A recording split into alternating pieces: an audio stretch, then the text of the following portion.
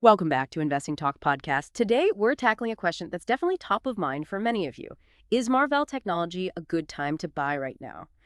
We've taken a really deep look into the available information to help you navigate this, well, pretty complex question.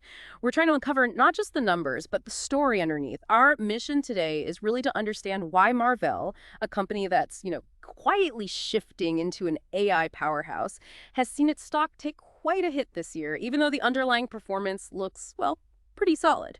We're going to break down the fundamentals, its market position, what analysts are thinking, and, of course, the potential risks and opportunities. Our goal is simple: give you the clearest picture possible so you feel really informed.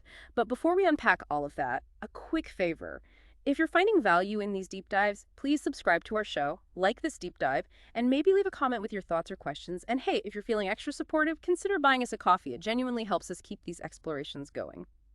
Okay, let's get into it. Marvell Technology, ticker MRVL. It's been highlighted as a really compelling player in the AI infrastructure space. What's particularly interesting, maybe even a bit puzzling, is that despite, a 32% decline year to date in the stock, the actual operational performance seems quite robust. How do we square that? Well, what's genuinely insightful here, I think, is Marvell's huge transformation. It's almost a complete strategic pivot, really.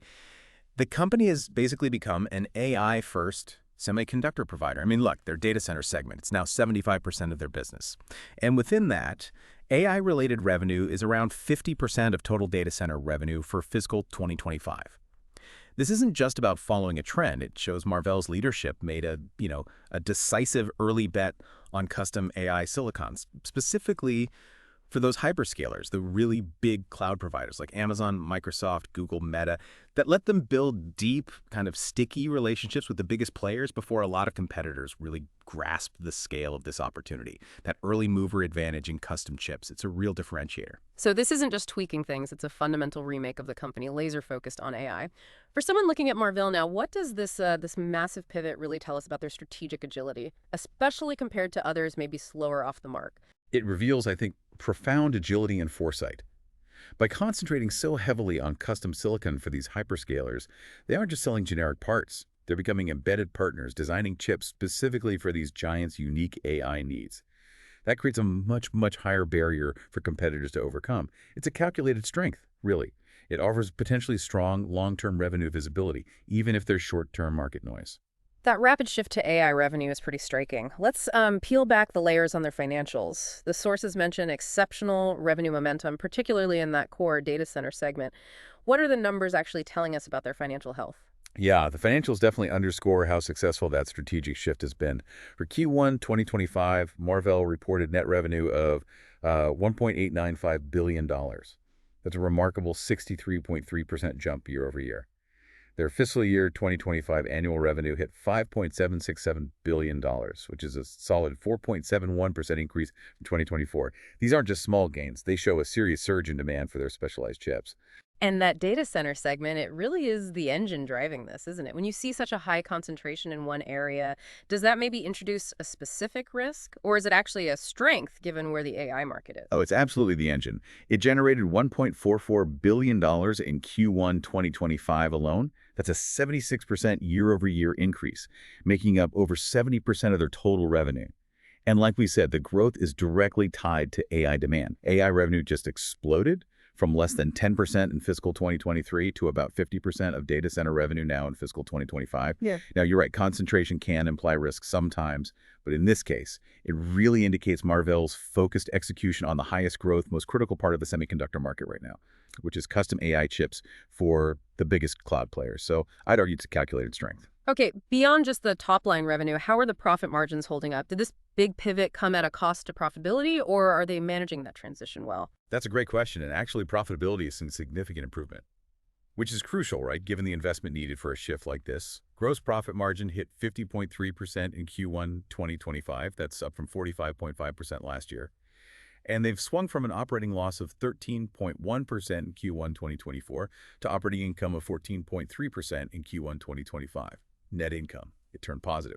$177.9 million in Q1 2025. That's a huge turnaround from a $215.6 million loss the year before. That translates to earnings per share of $1.20 versus a loss of 25 cents. So, Yeah. yeah, it really reflects better operational efficiency and the leverage they're getting from higher sales. Wow, that's quite a swing from loss to profit in just a year. What about their financial flexibility? Things like debt, cash flow. Are they building a solid foundation for what comes next? They seem to be building a pretty robust foundation, yes. Marvell keeps a, let's say, conservative debt profile. Their debt-to-equity ratio was 0.32 as of April 30, 2025. That basically means they have relatively low debt compared to their assets, suggesting financial stability and, room to borrow more if needed down the line. Looking at the balance sheet, total debt is around $4.1 billion against shareholders' equity of $13.3 billion. And importantly, they're demonstrating strong cash generation. Free cash flow was nearly $1.4 billion for fiscal 2025. That's up over 35% from the previous year. Operating cash flow hit $332.9 million for Q1 2025. This steady cash flow gives them vital flexibility for R&D and other investments in this super competitive space. Okay, so the financials seem to be heading in the right direction, and they're clearly focused on AI. But, this industry is packed with innovators and giants, especially someone like Broadcom.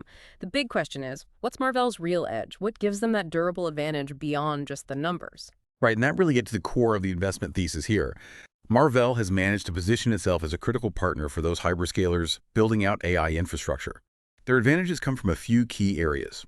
First, a deep IP portfolio intellectual property covering computing, optics, networking, storage, security. It's not just patents, it's a whole toolkit for custom solutions. Second, they've got that proven track record with the big cloud players, Amazon, Microsoft, Google, Meta. Those relationships are incredibly valuable and, frankly, hard for competitors to break into.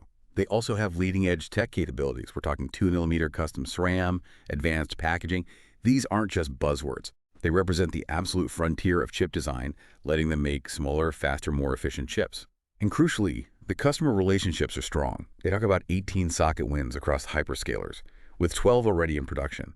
A socket win basically means their chip got designed into a major server for one of these giants. It's direct proof they're deeply integrated into their customers' AI plans, making them difficult to replace. They definitely sound like they have the tech chops and the customer relationships locked down. So, given all this positive momentum, how does Marvell's current valuation actually look? Does the market see this value, especially when you put it next to its peers in the semiconductor world? Well, when you look at the valuation ratios, it gets interesting. Their trailing PE ratio is technically a loss because of past performance, sure, but their forward PE, looking ahead, is 25.4 euro. Their price-to-sales ratio is 9.4. Price-to-book is 4.57. Enterprise value to revenue is around 9.5x. Okay, and how do those numbers stack up against the big names, like, say, NVIDIA and Broadcom, often seen as the premium AI plays? And this is where it gets pretty compelling from a value perspective. Compared to those premium AI peers, Marvell's metrics suggest it's trading at a significant discount. For instance, that price-sales ratio of 9.40, Broadcom's is 21.34, NVIDIA's is 24.10, big difference. Similarly, its forward PE of 25.40 is considerably lower than Broadcom's 43.16 and NVIDIA's 45.34. So what this implies is the market might not yet fully appreciate Marvell's strategic pivot and how embedded they are in this AI build-out. It suggests there could be some undervaluation there given their position and growth path. That's a noticeable gap. Are analysts generally optimistic about future earnings then? Or are they still a bit cautious despite this transformation? No, analysts are definitely optimistic about significant earnings growth ahead. The consensus estimates are for $2.16 DPS for fiscal 2026 and $2.78 for fiscal 2027. So that current forward PE of 25 lira looks quite reasonable, maybe even attractive when you factor in that expected growth driven by all the AI infrastructure spending. Okay, but the stock itself has been on a bit of a roller coaster this year, with that 32% drop. What does the technical picture tell us? Anything from the charts about recent action or potential recovery? Yeah, Marvell has definitely seen considerable volatility in 2025. It hit an all-time high of $127.48 back in January, before pulling back to where it is now, around $74.95. Now, while the stock is down over 32% year-to-date, that kind of significant pullback could present a potential entry point for long-term investors maybe looking to buy on weakness. Looking at the technical indicators, it's kind of a mixed picture right now. The RSI, the Relative Strength Index that helps gauge if a stock is overbought or oversold, is at 67.71. That's pretty neutral territory. And the MECD, which tracks momentum, is positive at 0.71, suggesting maybe some underlying upward pressure. The price is above its rising 20-day and 50-day moving averages, which is good short-term, but it's still below the rising 200-day, meaning the longer-term trend is still kind of finding its feet. Stochastics, though, are high at 86.5. That could indicate it's a bit overbought in the very short term, maybe suggesting a brief pause or consolidation could happen. So a developing short-term uptrend, maybe, but the longer-term picture needs a bit more confirmation. What about recent news? Analyst sentiment.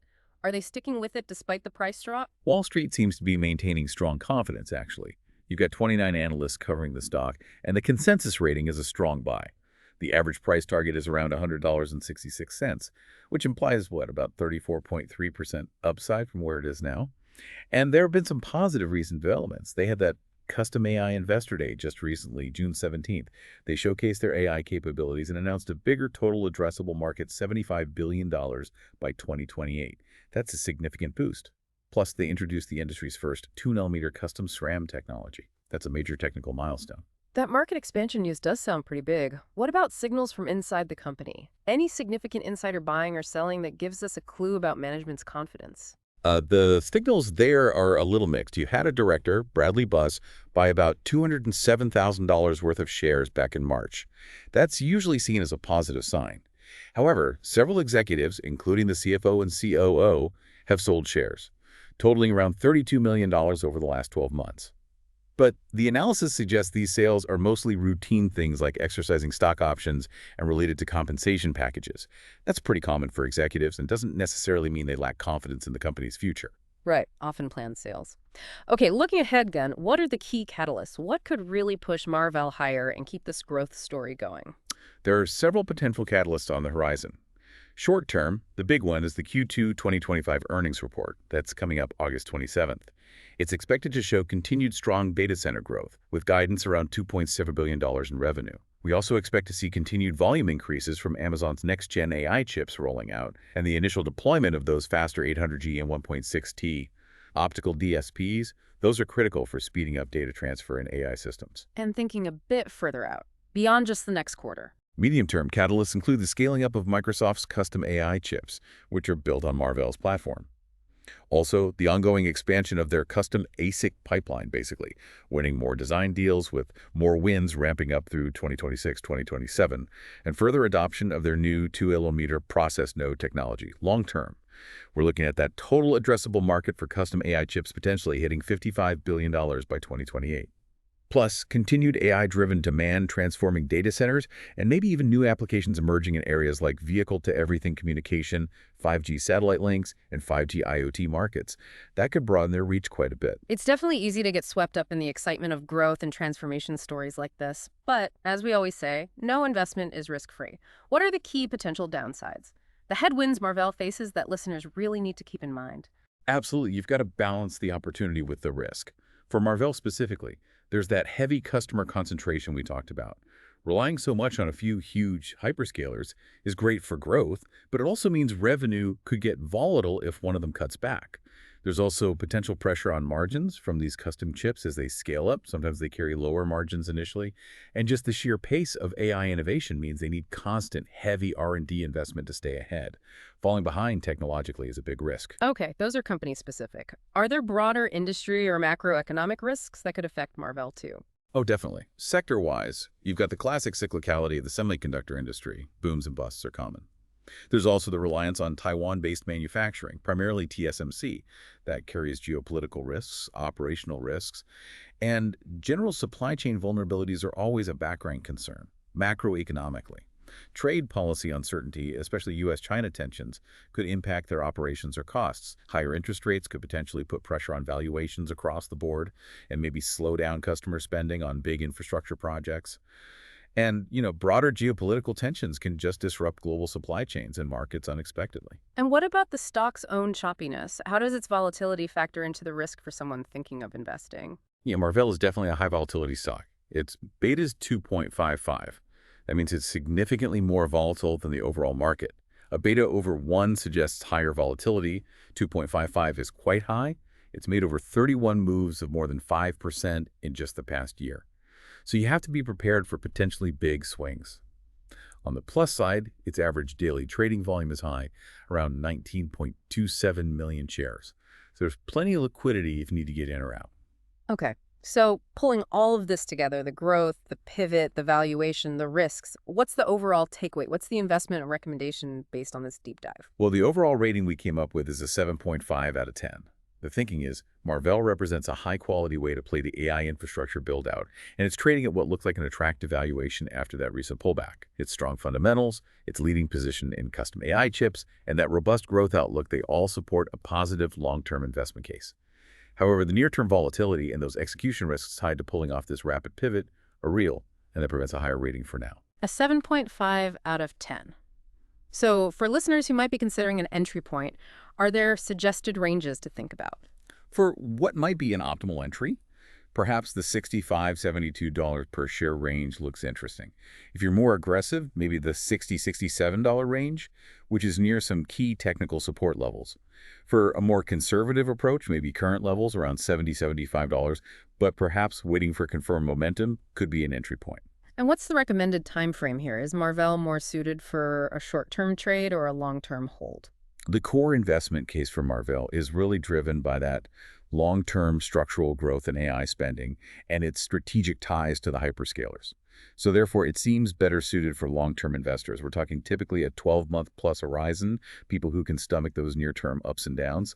While, yeah, short-term trading opportunities might pop up because of the volatility, the fundamental story, the transformation, the big investments really favors patient long-term investors. That really paints quite a comprehensive picture of Marvell technology, doesn't it? You've got this mix of strong fundamentals, what looks like an attractive valuation, and significant long-term growth potential. It certainly makes it seem appealing, especially if you have the right risk tolerance and that longer time horizon. It's truly fascinating, I think, how this rapid AI evolution creates both just immense opportunity and at the same time significant volatility. Yeah. It really challenges investors to tell the difference between a temporary dip and a real fundamental problem. So as you're processing all this information, maybe here's a final thought for you to consider.